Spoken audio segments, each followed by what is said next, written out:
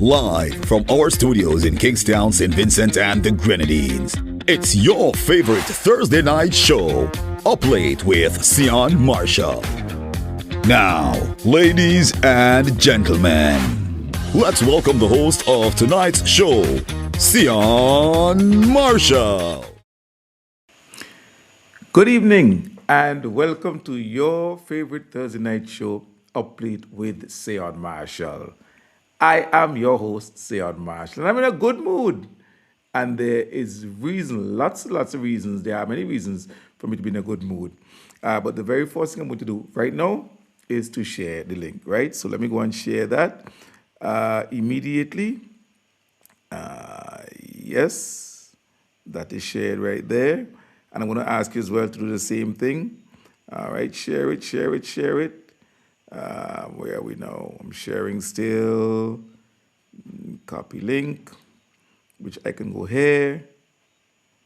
And I can go create post. Put that here. There you go. And I'm still sharing. Come on, those of you who know who are accustomed to share with me, please keep sharing. So we're sharing. I have one more sharing to do, don't worry. I am here. I am hearing a sound.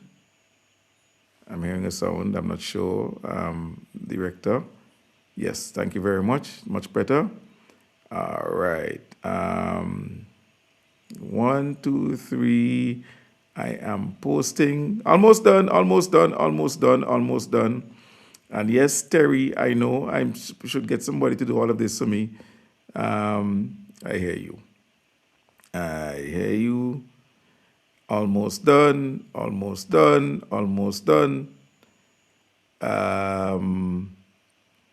Where are we now? 1, 2, 3. 1, 2, 3. 1, 2, 3. Paste. Done. All right. Good. Wonderful. So I think I'm everywhere.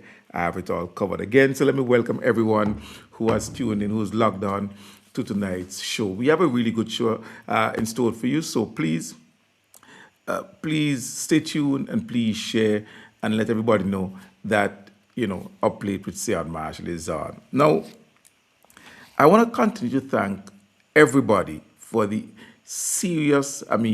serious is not the word, for the overwhelming support that you continue to give Up Late with Sehon Marshall and other forms of content that I put out. Look, for the last 2 months or thereabout, we've seen a significant increase in the number of subscribers to our page. We've added over 300 new subscribers to our YouTube page. My personal Facebook page has gotten at least 900 new followers. The page of Up Late with Sehon Marshall on Facebook also continues to grow. Even my TikTok page is growing. And some of that success is also in large part to the new 3-minute segment that we do daily, Present Please. And that has been getting so much support. People meet me in the street, and I would continue to say this. People meet me in the street all the time, and that's how they greet me, by saying present please. Even individuals I would never have suspected would be part of, the whole movement. But people are watching, and I thank you so much for watching. I thank you so much for sharing. I thank you for engaging. Listen, they are not going to stop the movement. And many individuals do not like what I'm doing, even though they were the ones who called me to the front. I was minding my own business in the back of the class, just relaxing, being distracting and distracting, until somebody decide, hey, you in the back, come to the front. Well, poor he didn't know I love front. I fronting. So calling me to the front, I've answered the call, and now they're having a meltdown every time I post something. Look, me doing my own business, on my own platform, doing my own thing. Them I left the yard, walk across the street, come in my yard, go cost me. But that's okay. That's fine. The thing is, we are going to continue to be critical when we need to be. and they cannot and will never, ever, ever determine what the agenda and the narrative should be. They are not going to be the ones to tell me what I should be talking about and what I should be discussing. That choice, that right is mine, and I will continue to do it. And those of you who support me, let me thank you so much for continuing to support me. I really appreciate the support. Now, on that note, last week, as I mentioned, I launched the membership, how do you call that? Segment is not the word, but the membership function of Uplift with Sehon Marshall, and already 5 individuals have activated their membership. And I want to thank each of the 5 individuals so much for activating the membership. So we actually have paying members who subscribe to this channel. Listen, feel free, if you're living in the US, if you're living in Canada, if you're living in the UK and other places where membership is available to you because the tab shows up, please feel free to activate your membership. That is one way you can continue to support financially this program. We not sponsors, I mean, I go look for none, because nobody going to tell me and determine what I talk about here. You, the listeners, you, the viewers, are the ones who enjoy this content, and you can support it to ensure that it continues to come online every single Thursday, Uplift with Sehon Marshall, and present, please. And as time goes by, you never know, more things can be added. The truth is, though, those of you who have activated membership, there are certain perks that will be available to you and only you. So, for example, there are times I will post certain videos, certain content, and you are the only ones who will be able to view that content. These are general, they're open to the public, and so people from wherever can view. But those of you who have subscribed and who pay your monthly subscription, you will be, there will be some content that only you will be able to access, and that's coming up. So don't worry, you'll be getting value for your subscription. And again, I encourage others who can and would love to support this program to activate a membership. You go on the YouTube page where you're on right now, and you look, there's a membership button. You click that membership button. There are 2 categories of members. You can determine which one you want to be, and you can activate that membership, all right? And that subscription is paid monthly. And again, I thank those individuals. I can name them. Well, I don't know who one is because I don't recognize the name, but I know Josette, my cousin, she's activated the membership. My partner Gobels has activated his membership. Kojo, the first person to activate his membership. Terry has activated his membership. And there's another individual whose handle I don't recognize on YouTube, but that person has also activated membership. So thank you so much for the 5 of you. I really appreciate the support. You've always been supportive. And so the continued support I'm really happy for. And the others continue. Well, those of you who haven't, consider it, and you can also activate your membership. All right? All right. Now, this week, this Thursday, tonight, I promised you that we are going to be talking about the budget. And I have a very special guest who's already in studio, director, already in studio, but we ain't bringing him out yet. I have a few things I need to say. If you're like me, who suffered through the weaving, bobbing, Trumpian style budget address of the Prime Minister, oh my God, it must have been harsh. But most of you didn't. I suffered through it, so you didn't have to. The budget address, in my view, was more fluff than substance. Much of it geared to engage or to invoke applause. There were many fancy phrases and words used, but he kept returning to the same thing over and over. I remember I was taken back to Trump's inauguration speech, and the much often used phrase, "This ends now," or "This stops now," as if the new NDP administration is going to come with a magic wand and stop all of the things, according to them, that the ULP allowed to happen. According to the speech of the Prime Minister, St. Vincent and Grenadines was a wasteland with every negative thing happening. And now the NDP government is coming to stop it all. But I'll tell you this, when you got through all of the fluff and got beyond all of the bluster, you realize that much things stay the same. The more things change, the more they stay the same. And what you had were new names used to describe existing policies. Like, for example, he spoke about getting accreditation, professional accreditation to tradesmen here. That's ongoing. We already have the CVQ and other qualifications.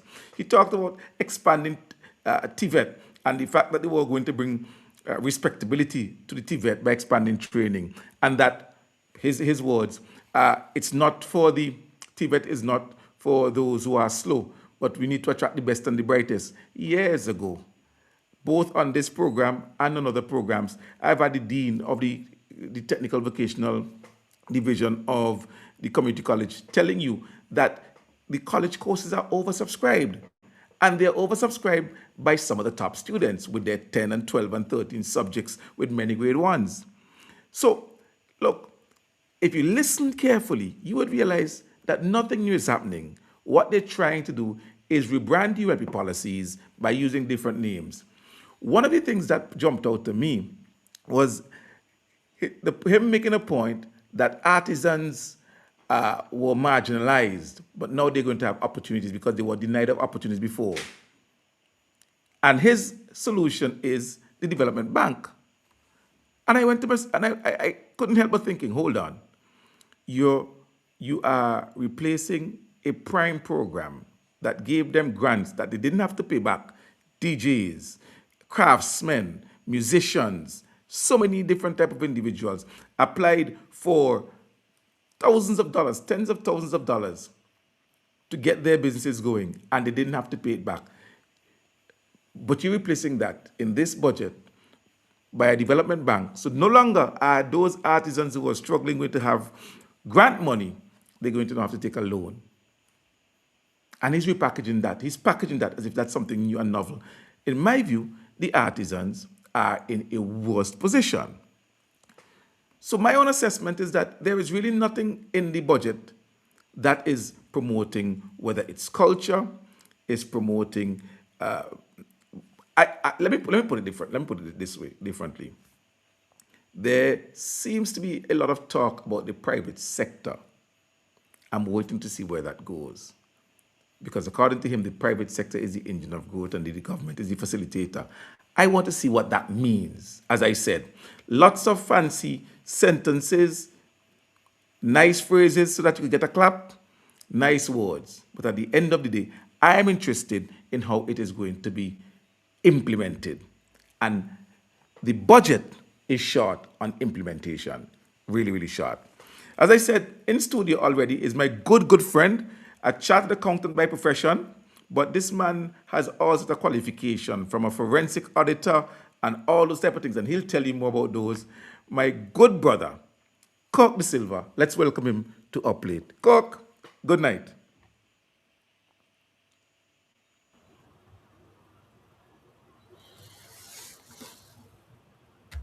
Kirk, you hear me? Yes, yes. Good night. Hi, how are you? Good night, and welcome to Up Late with Sehon Marshall. Happy to be on your program tonight. I don't have to say present, please, do I? Well, the thing is, you went to school, Cork, in them days. If when teacher called Cork De Silva, you ain't say present, please, again, two strap. But at least I wouldn't give it two strap. How are things, Cork? I am good. I am good. Things are okay. Sion, I want to start this evening, though. Now, I don't know before, is why. it possible that we could have the camera on? Because people would love to see you, the handsome face of the young man I'm talking to. Once you have a good light, let's get the camera on so that they can see you. Oh, yes. Sorry, sir. Yes. There you go. Come on, man. What a handsome man. Yes, You're, go. you're joking with me as usual. Well, and we always have a good time whenever we meet. Just last evening, you and I, with some other individuals who are sitting back and looking at the results from the Barbados election, that was a real whopper. Yes, it was. Yes, I yes. don't think it was so much of a surprise, though. Okay. I don't Now, think before so. we get into the budget itself, just for background, I would love for an audience to get a bit of an idea of your experience and your certification, so that they could understand the person I'm talking to is qualified to talk about the I, budget. I thought the host normally introduced their guest. I Listen didn't to it. know. I did. I did. I mentioned that you're a chartered accountant, certified chartered accountant, managing partner at KDLT, chartered accountants, and you're certified for examiner and so forth. But I don't know all. You know more than me, so you could give us some of your experience. Just to say that I'm an accountant now for the past, been in public practice for about 25 years. I'm the managing partner of a chartered auditing firm. My background, I did some studies in forensic accounting. I am a member of the Institute of Certified Fraud Examiners. I did some studies in law. I have a master's degree in international business law. I did my banking exams. I'm a member of the Institute of Canadian Bankers, and there's some others. Okay. But maybe we can keep it at that. Yes, that's fine. That's fine. Now, Cook, did you have a chance to listen and really assimilate the budget presentation of the Prime Minister? I did some of it. I did some of it, but mostly I've read through the budget address, and I think I'm ready to take just your hour, not more. I Okay. think I can answer questions in an hour. Okay, fantastic. Now, you've listened to budgets over the years. What, what in your mind, Cook, is the fundamental difference between this budget being presented by the NDP and, let's say, the budgets that have been delivered by the ULP for the last maybe 2, 3, 4 years? I think in this budget, to be honest, I am not going to be very negatively critical of the budget. I think there were some positive things in it, but one of the things that I noted was the lack. I think the Minister of Finance could have expanded a lot on figures, and I'll go through an example. For example, he started out with public debt, the public debt about $3.5 billion now, and I think he Yes. was critical of it. And I think we have to be careful how we speak of the national debt. To be frank, um, I would like to think that one would want to examine very carefully what the amount of the debt was spent on. I think that is fundamental, because if it was spent on productive projects, projects that would expand an economy, then it is a good debt. And one need to examine that. Is a debt necessarily bad, or is it good? Well, the debt can be good and it can be bad.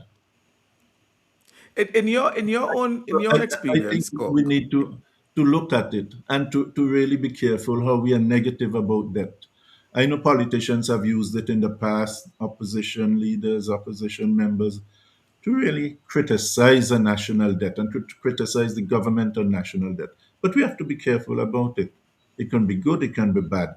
It can be good in the sense that it can improve your level of gross domestic product. In that case, it would be good if it's spent on productive projects, as I said. It can be bad. I'm not saying that it is sustainable, but if we take the budget carefully, for example, you look at. Before you move on, Court, I want us to, before you move on, because we're going to talk about that. Now, the idea of the the things that the debt was incurred in doing. If you look, for example, at St. Vincent Grenadines, and you live here, you live in Mars, I want you to look at some of the things that our debt was used to do, and maybe you can go through a few of them with me and tell me some areas where you think that debt was necessary, that was a good spend, and maybe where you think that it could have been avoided and something else could have been done instead of that particular No, I think some of the thing. projects were magnificent projects. I think the hospital at Annisville is a good project. The new port is a good project. Um, There'd have been throughout the years you'd have had. But I want to mention that when we come to it, I just want to mention when it increased significantly. Okay? The Yes, debt really, and that's a good point, because yeah, before you come in, I was making a point. I think it was yesterday that a couple of years ago, I think 2019, 2018, our debt to GDP was actually trending down and had gotten into the 70s percentage. So it's going to be it's good for you to speak to exactly when the debt ballooned and when we got to the situation where we are now.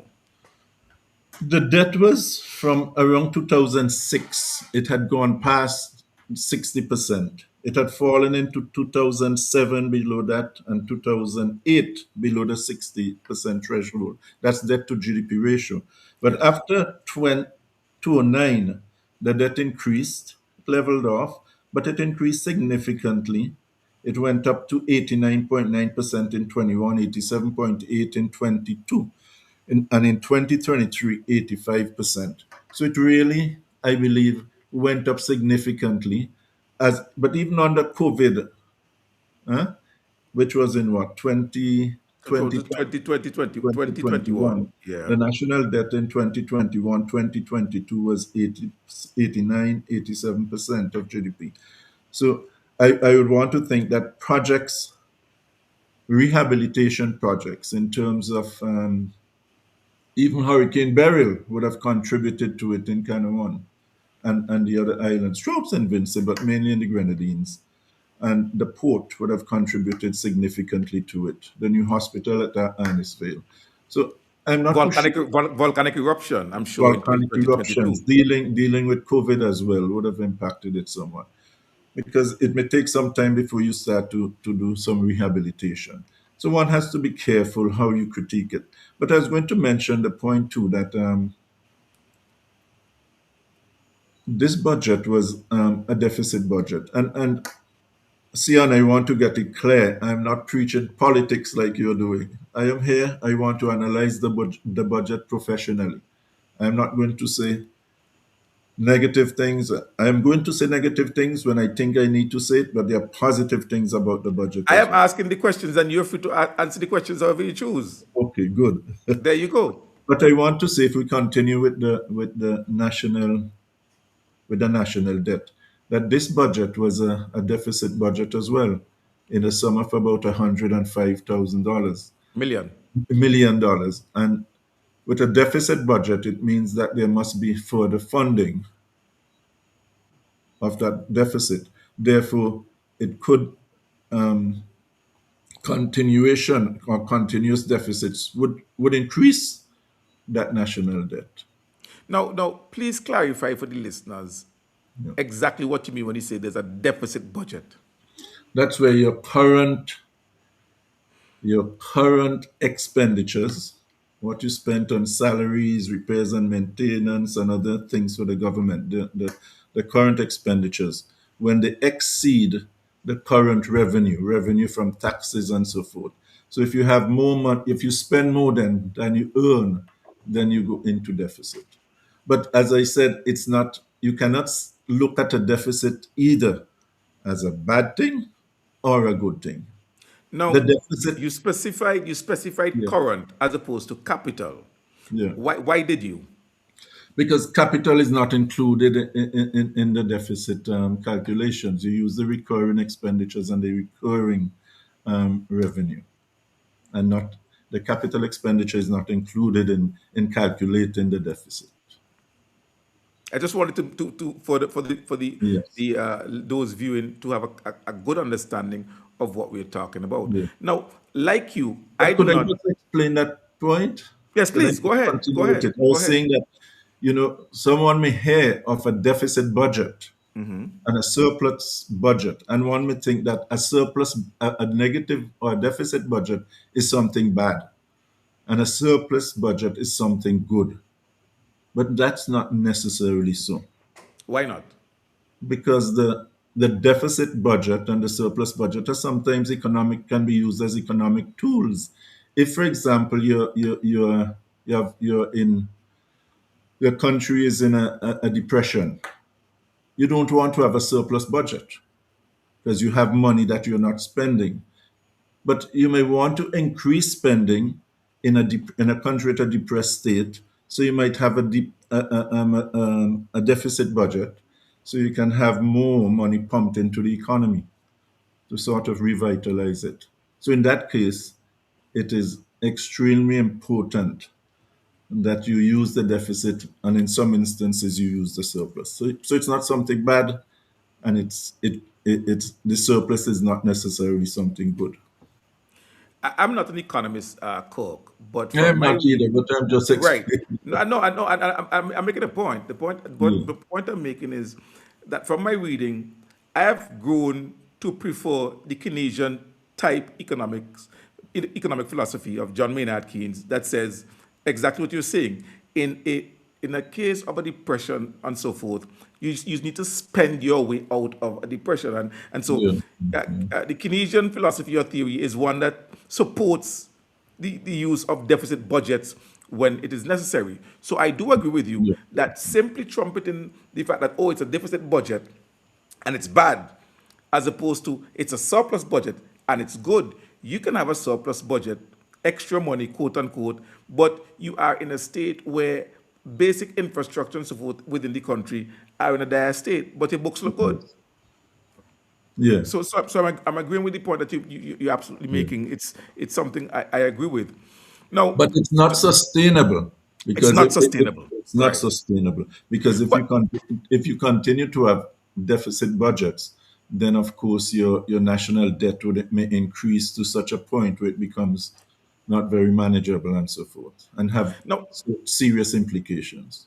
explain just before we go even deeper into the budget. Explain, Kirk, the significant difference between the debt as it is, and the debt to GDP ratio that we've just discussed, and the issue of debt servicing, because one might say you have a debt to GDP ratio of 110%, which means you're spending 10% more than you're earning.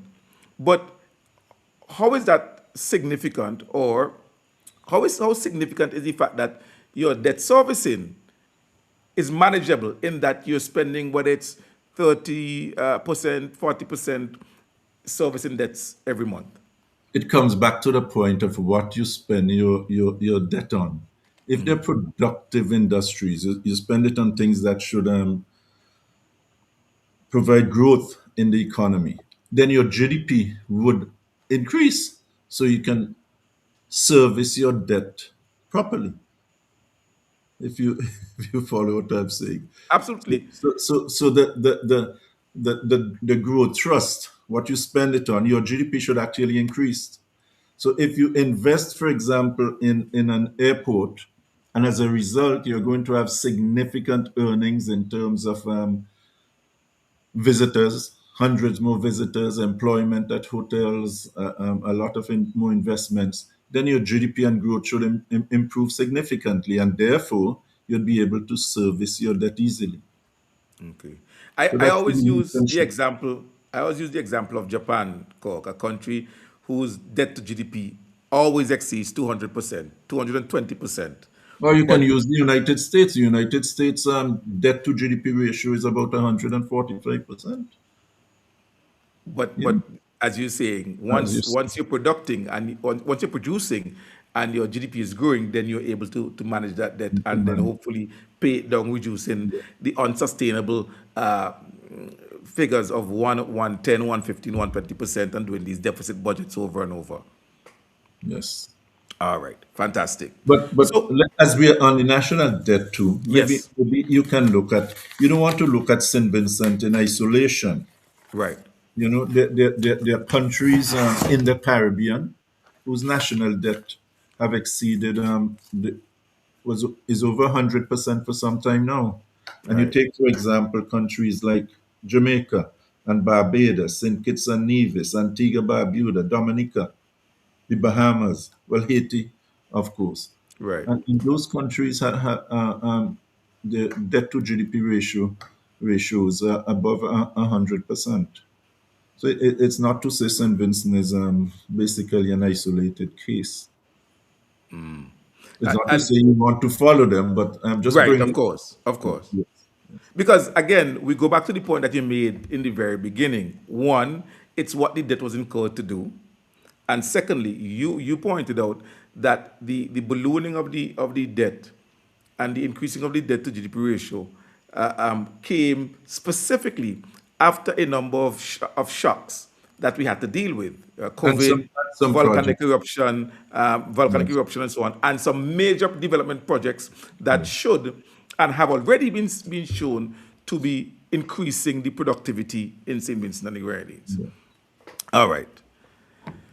Now, what areas of the budget did you think were well focused on, and you are pleased with the focus on those areas? I'm not too sure if there were enough expansion on them, but there's major, um, some major projects and some major plans over the year. You take, for example, the VAT reduction.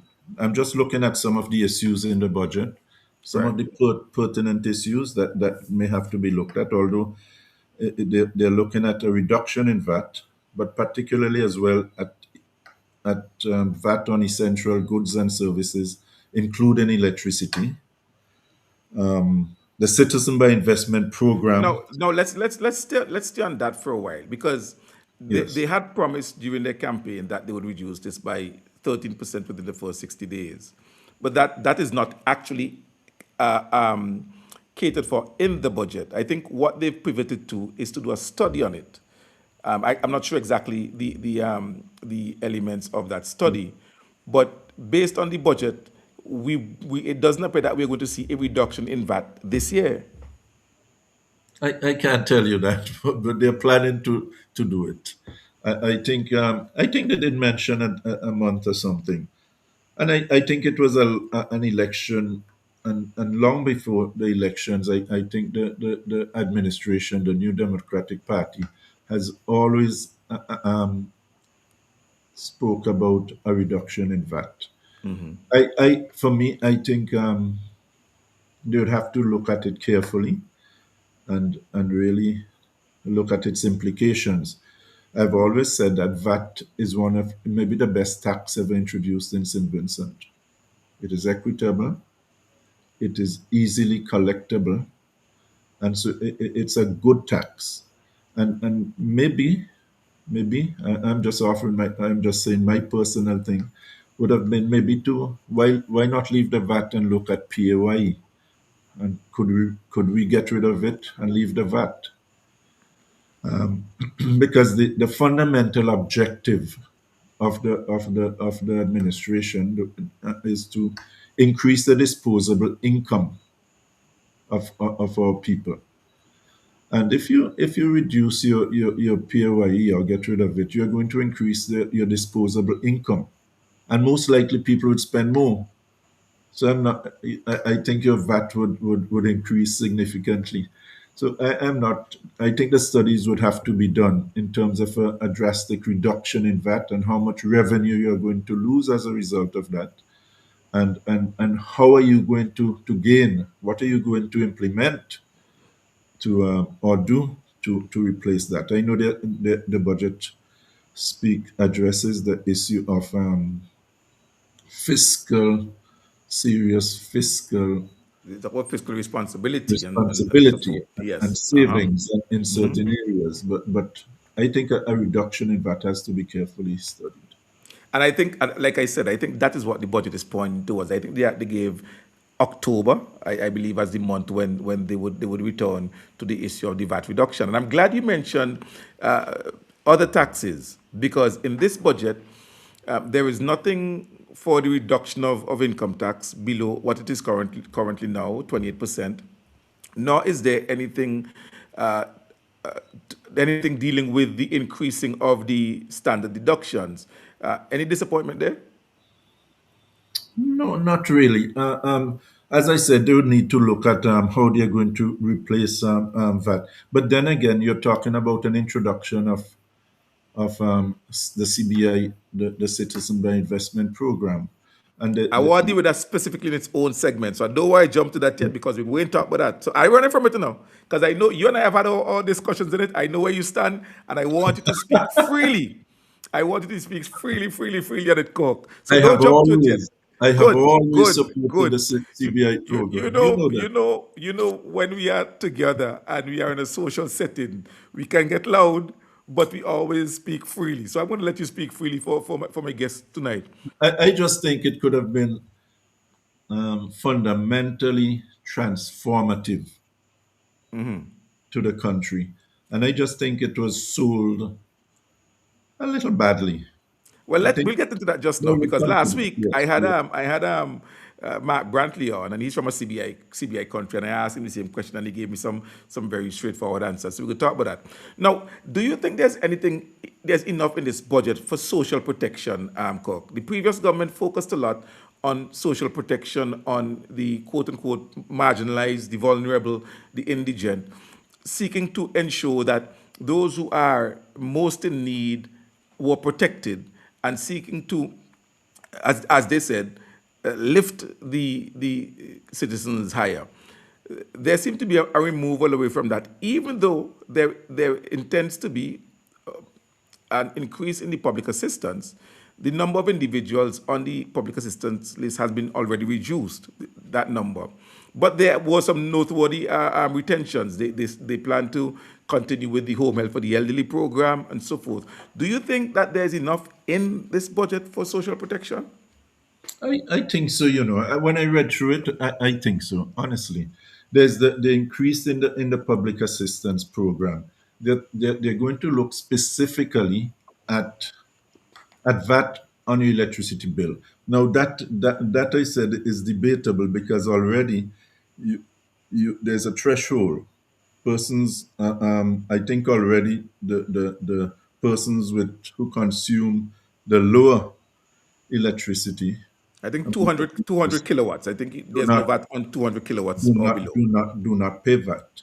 Right. So if you remove it, the thing is they have been helpful already there for the poor in terms of that VAT removal. But if you're going to remove VAT from essential goods and services, that would help a lot in terms of the purchasing power of consumers, especially the marginalized, the poorer folks.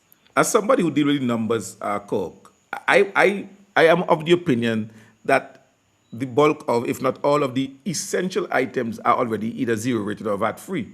I saw a video recently where someone has been interviewed about the VAT day and what they bought, and the gentleman was saying, no, he bought rice and sugar and so on, and those things are already VAT free. So whether or not you bought the rice 2 weeks ago or you bought it with a bonus, you're buying something that Yeah. was Well, already VAT free. I believe that occurred because consumers, although some attempts were made to educate consumers in terms of what they ought to buy on that day. Right, I get the exactly. impression some people did not benefit from it because they were not sure what items were VAT free and what were not VAT free. So some people just simply shopped and did not think. But that's a matter of I think people. People's preference actually as well. Yeah, yeah. Right.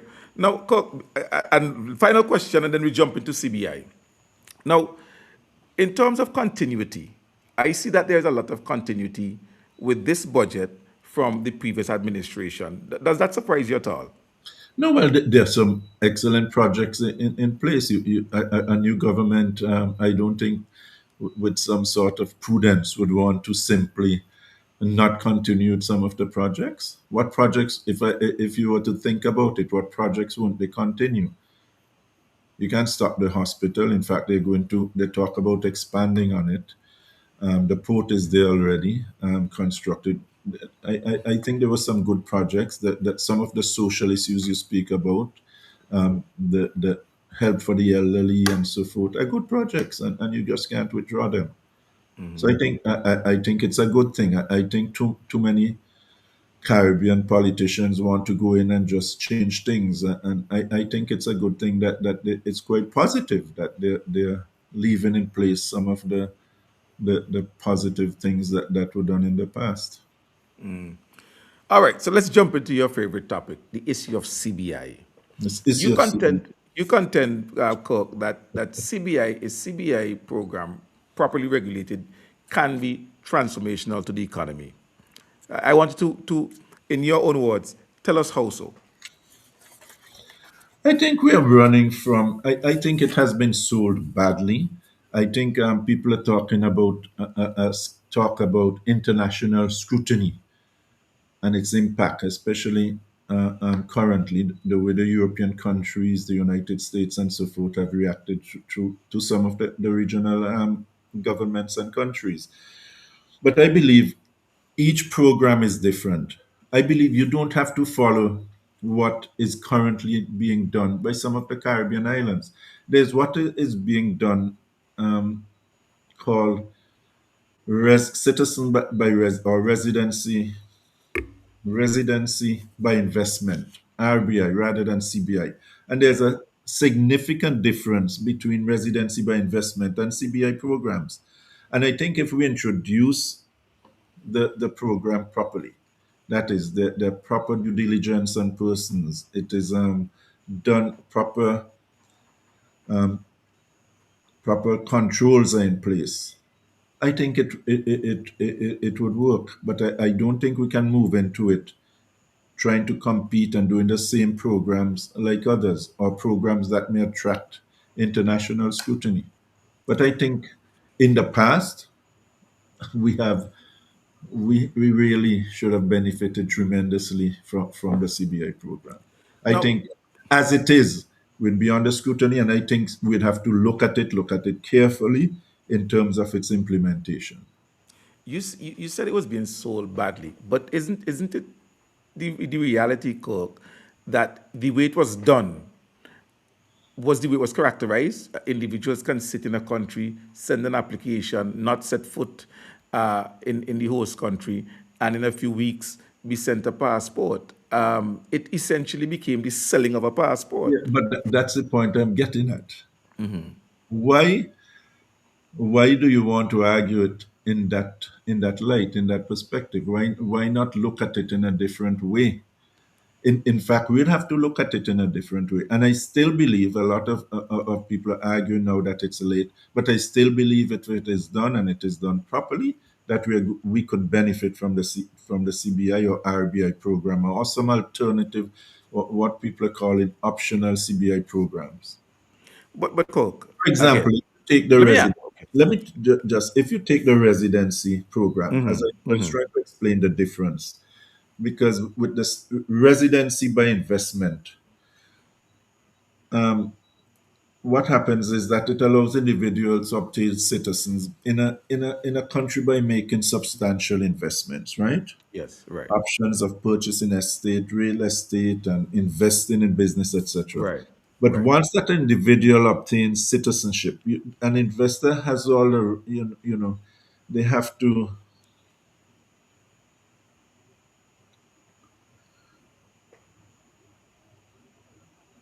provide the individual with the right to live in a country, right? So the participants, they basically have financial commitments. They do that, but they're not given citizenship right away. You're not paying money. You're not investing a $2 million and they give you your passport under the residence status. You can come in the country, you can live, but you're not going to get your citizenship immediately. So a lot of time can be spent screening, doing due diligence, conducting due diligence on investors. So down the road, you could be granted your citizenship. So there's a difference. You just don't pay for it and you buy a passport. And I think that is what we sold. I think that's Well, what we sold. Man, buy a passport, and pay some money, gets a passport, gets citizenship to your country. well, But the thing about it, the thing not about it, Kirk, it's not all the programs are like that. So you have to implement a program that would suit you and would be not be scrutinized by international by the bigger countries in particular. I'm hearing you, Kirk. And again, I go back to the fact that how it's done in the region in many instances, if not most, is essentially selling of a passport. And so my question to you is, doesn't the residency requirement make it less attractive? I mean, because very often these individuals have look, if I may backtrack, there are genuine individuals who would come and buy property and live and establish and invest. Because, like I said, the investment can be real property. It doesn't have to be a hotel.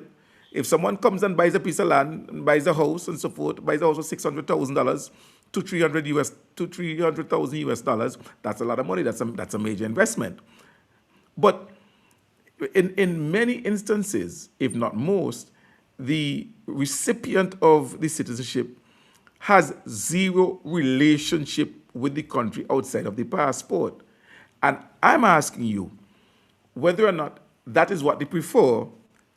And so a residency requirement would make it less attractive compared to what is already out there. Let me say this before I go on.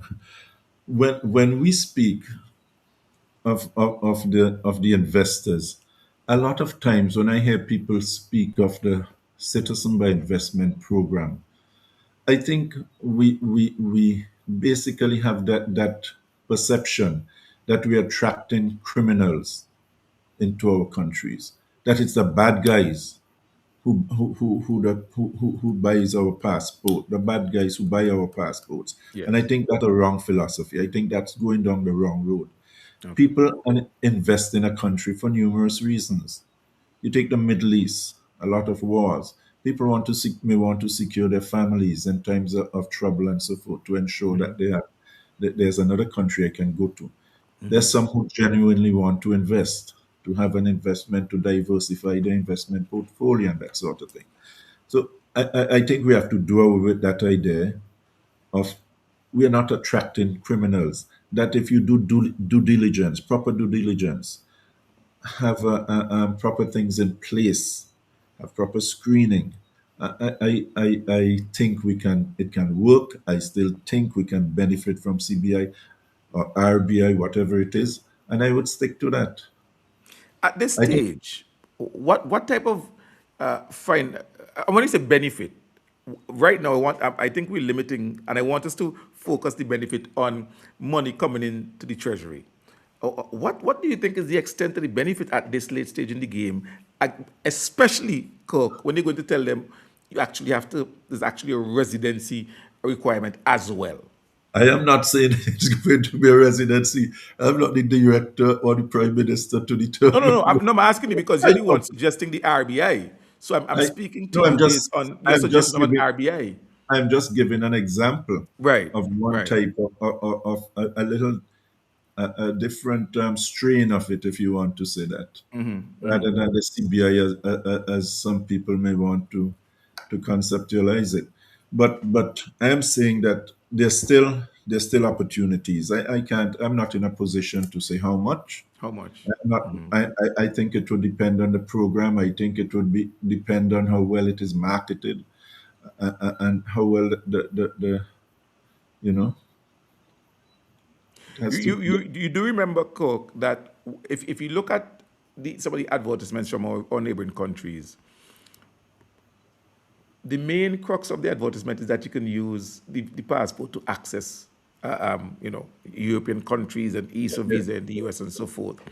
And it comes to the situation that we are in, that many see this as a gateway to other countries, but those other countries, especially with the shift in geopolitics, where many of them are more now right wing and anti-immigration, that is where the pressure on the whole program is coming, because now those countries don't want immigrants in their country. But again, Sion, we go back to the screening, the type of people, the type of investors. I have always said, for example, we have persons here in St. Vincent as citizens. When we look at some of their businesses, selling, take for example, some restaurant owners in town.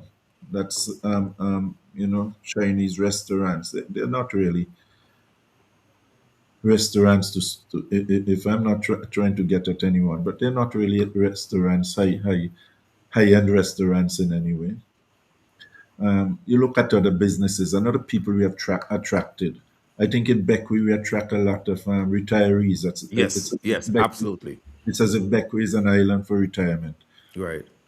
So you have attracted people already, and you have not you're not benefiting from it, and and you can't deny that point. Why Yep. would you say you're not You have benefiting though? attracted Because those persons retirees come here, they move here, they live here, they spend their money here, their investment is here. Why would you say we're not benefiting from it, Coke? yeah, yeah. So you build a house and you retire and you manage your pension and I don't think we benefit a lot. Okay. I'm talking about businesses that can investments in businesses generating employment, and But that's point to me, but Coke, point to me in the region where their CBI has led to that type of investment. you gone. We are arguing. You're going back to the point again. I No, am no, telling no, you. because no, Why no. are you What I'm going back to saying, that point? You're going back to the point where I am telling you we need. Didn't I tell you? We need to do a different program, an innovative program with the whatever you want to call it, RBI, CBI, OCBI, whatever you want to call it. now here's the thing, Coke. The But reason it I'm can't going be back there is you keep because, like you're mentioning saying, those from the islands. No, no, you don't want to compete with countries that may now be saying that you want $100,000 and so forth. No, man, I don't think you should be granting passports and citizenship to people who invest who put in 100,000 and 100 and 200 US dollars. No, should not be. That's why okay, I'm telling you, it must be a proper innovative program, man. okay. And I So, feel so, strongly about that. so, so, so let me summarize that part. Essentially, you're saying that the CBI, as we know it, is not what you're advocating for, but rather something that is better structured that allows for us to target real investors to St. Vincent and the Grenadines. I yes, Okay, yes. Look, we try to attract investors anyway, don't we? we do, We do. absolutely. There's a direct foreign investments. So why not? It's a look at it as a form of continuation of that, at trying to attract foreign direct investments. We had Now, offshore banks. We had yes, offshore banks there, isn't yes, it? yes, we had lots of them, and Yeah, yes. exactly.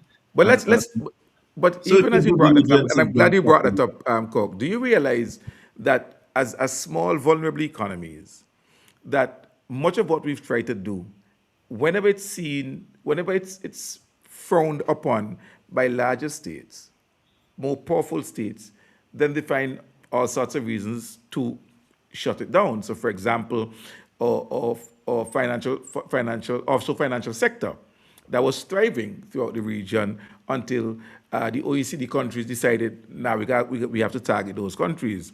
Other countries tried gaming like Antigua. The US decided no, we got to target that. And the CBI issue, even though you and I in discussions have discussed Malta does it, states in the US does it, Trump recently introduced his gold card, $5 million. I mean, there are different variations of it, but as a small state, the powerful ones are able to say, listen, we don't like that program because that program depends on us and we're going to target it. I would give you an example of that. Some years ago, the bearer share certificates in dealing with offshore companies, we were targeted, blacklisted if we didn't stop with the bearer share certificates. But London continued years after with bearer share certificates. But they made noise. And what do we do? And, and With that's the something, point. That's the point. when you That's have the point. when you're continuing with the big stick policy and the Monroe Doctrine and so forth, what do we do? You're in. It's really a difficult situation, particularly these days for small island states. What do we do? Look at what is happening, for example, in um, in Saint Lucia, and then medical students to Cuba and that sort of thing. What? Americans Exactly. are Exactly. not giving the scholarships. they're not helping us in that way, really. So, but what do you do? Cook, It's really a difficult time. we have must be 5 minutes left. So I'm going to ask you, what are some of the sectors here that you see there's potential for growth that can assist us in driving growth, driving production, increasing our GDP, so that we are in a better position to service our debts?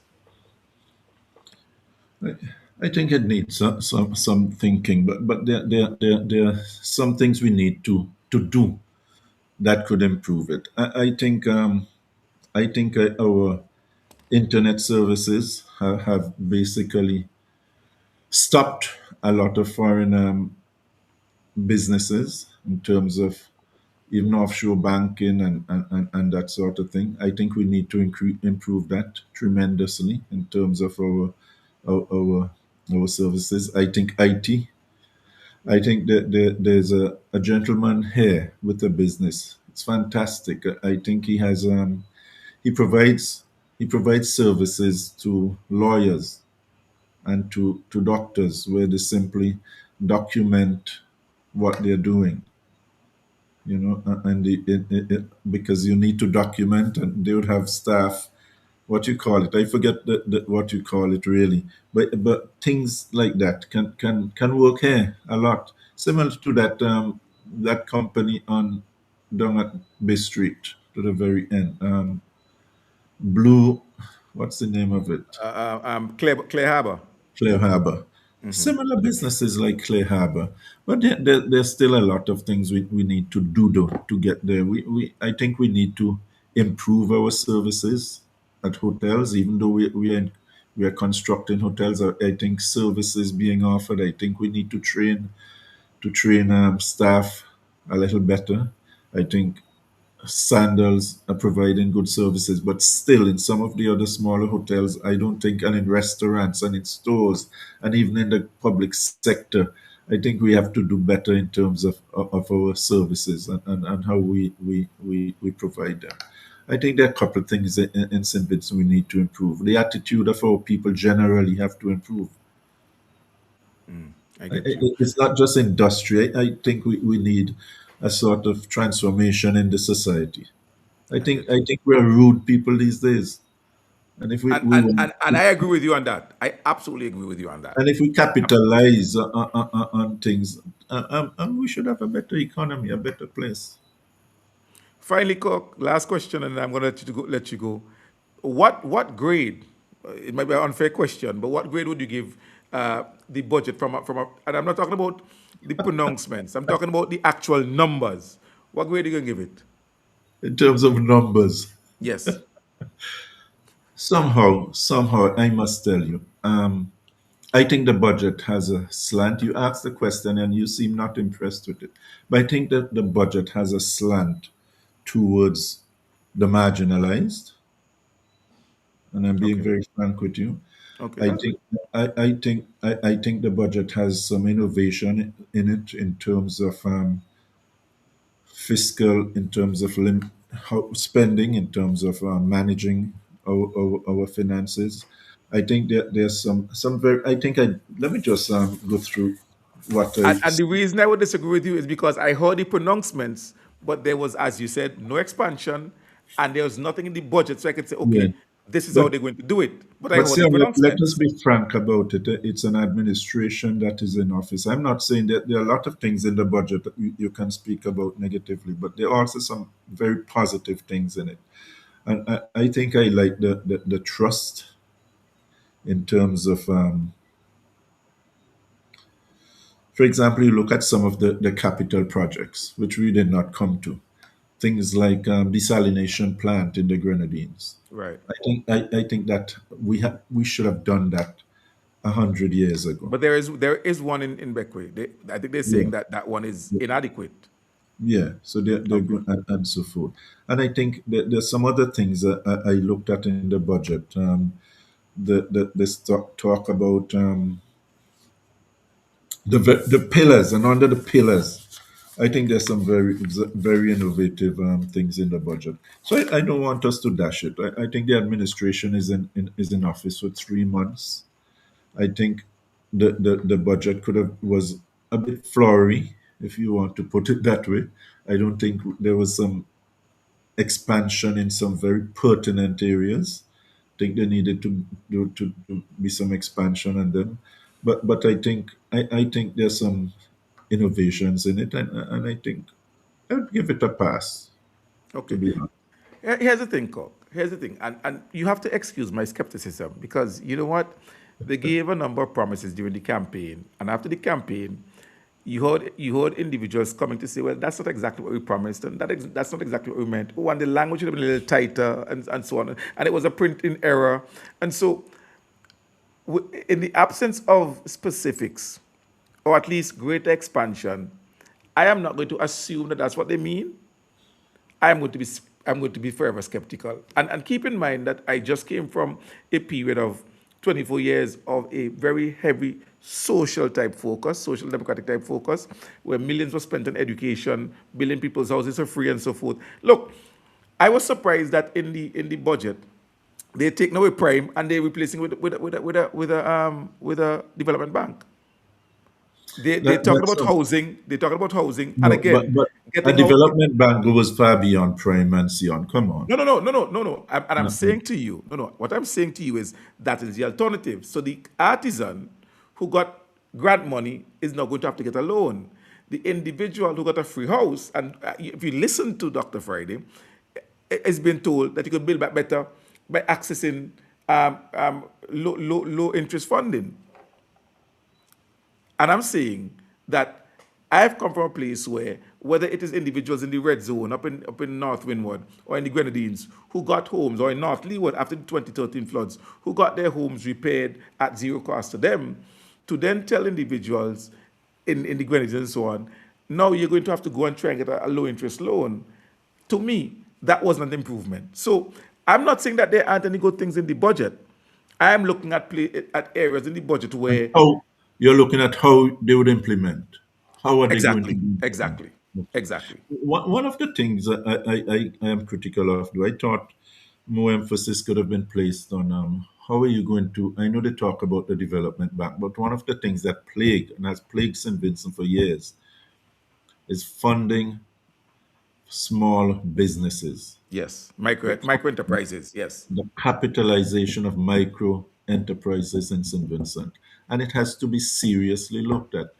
And I thought, for example, a new administration may have had, even under one of the ministerial portfolio, something like responsibility for small businesses. And I'm being frank, it's not just, I tell you something, I've seen where um, construction companies, for example, want to bid but cannot prepare a proper bid document. And that's a serious thing. Um, they're small businesses with serious cash flow. And one of the things I think should be looked at is the fact that they can look at VAT too. Look at VAT in terms of I've always said the VAT and its implementation in one way. When I give credit, I may not be paid, but I have to pay over the VAT. Right. So for small businesses, it can create serious cash flow problems. And maybe in looking at the VAT, the Minister of Finance would want to look at something like that. I do understand the issue that you're speaking of bidding.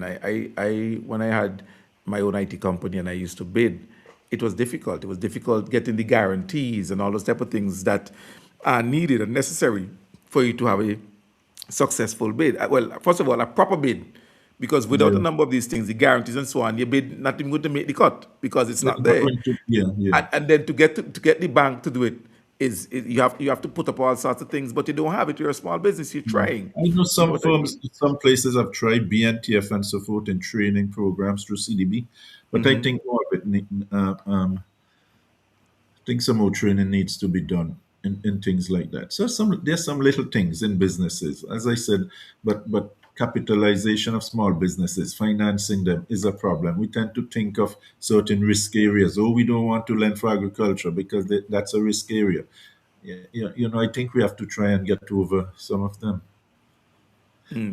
And you think, well, again, there was not much specifics in the budget about the development bank, but do you see that as being the answer to some of the issues that the small businesses would have? It could be. Okay. It could be. It's according to if how the bank is set up and the objective of the bank. But definitely it can help. There's a lot of money to be spent. You remember the pairing of health, wellness, and energy. I think they have $100 and something million to be spent, but it would appear to me that a big chunk of that has to do with the hospital that's being constructed, one, and also the a lot of work to be done with Vinlec, increasing alternative energy, refurbishment of plant, and so on and so forth. Um, in that regard, do you see that as we talked about earlier, being a good area for you to invest, to incur debt, so as to ensure that things like you have stable energy and so on are there? Just go That, over that could, that could just go over that again for me, Sia. Let me just. You're no talking about health, wellness, and now paired with yes. energy has $100 and something million to be spent, large budget. But I believe a bulk of that is really for the hospital that's being constructed and for Vinlec, because they talked about uh, expanding alternative energy sources. They talked about battery power. They talked about uh, um, a power plant on Beckway and so on and so forth. So that the bulk of the money is really on infrastructure, energy infrastructure, and the hospital being built. Do you see that area? Now, we know, of course, that the hospital is I think they have a significant water project in there as well. right. Like this, Out, the out, desal out. project, yes. No, apart from the desal project, no, there's a big water project out on the windward side. Uh, um, I think it's about 20 something $1 million Okay. in So terms the of the money there seems to be mainly capital projects, yeah, yeah. capital You have to find some expenditure. capital. Yeah, yeah. Right. And again, without expansion, it seems that we might have to find some funding for that. I know they did mention that there's a Well, partnership with the World Bank on the energy part of it, they have and there's the mentioned that, Taiwan. but that is mentioned. I think that they mentioned, and the Minister of Finance, Prime Minister mentioned that they will be seeking.